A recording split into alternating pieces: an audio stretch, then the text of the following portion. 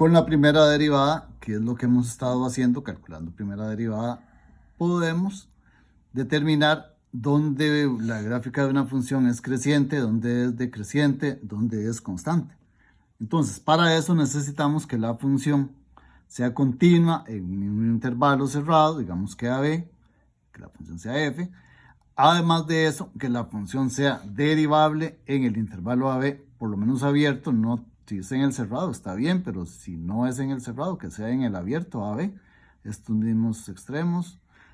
Ahora entonces, vamos a tener que, si esta, aquí es cuestión del signo, si tenemos que f' va a ser mayor que 0 en el intervalo este abierto de A hasta B, entonces vamos a concluir que f es creciente en ese intervalo. Entonces, f es creciente.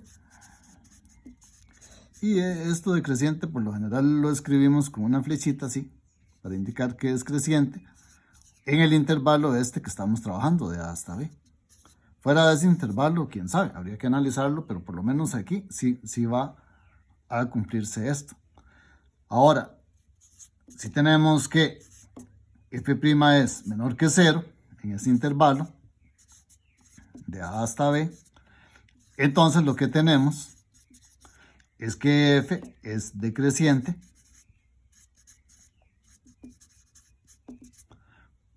podemos representarlo con esta flechita hacia abajo en ese intervalo. Podría ser que fuera de este intervalo ocurre otra cosa, ¿verdad? Una parte esto, luego cambia y sigue esta otra. Ahora, cuando tenemos que es 0, entonces va a ser constante. Entonces f' 0 en AB es constante. Entonces en todo este intervalo, entonces vamos a tener que f es constante. Bien, creciente es cuando vamos para acá, decreciente es cuando la gráfica viene para acá, constante cuando viene así. Ustedes saben, pero bueno, por si acaso. Entonces aquí creciente, aquí decreciente, está constante. Bien, otro elemento aquí importante, otro concepto, es el de número crítico. Con los números críticos hacemos puntos críticos. Y en estos es en donde tenemos cambios que da la gráfica de la función.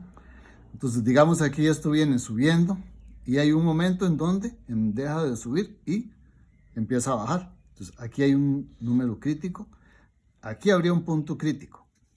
Ahora, este punto crítico se da en algún valor que vamos a tener por aquí en el eje X, que sería el número crítico.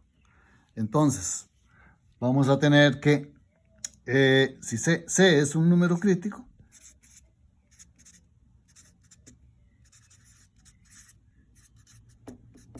así se llaman, número crítico, sí, vamos a tener en primer lugar que C está en el dominio. Esto es en el dominio de la función. Y además de eso, tenemos que f' de C es igual a 0 o f' no existe.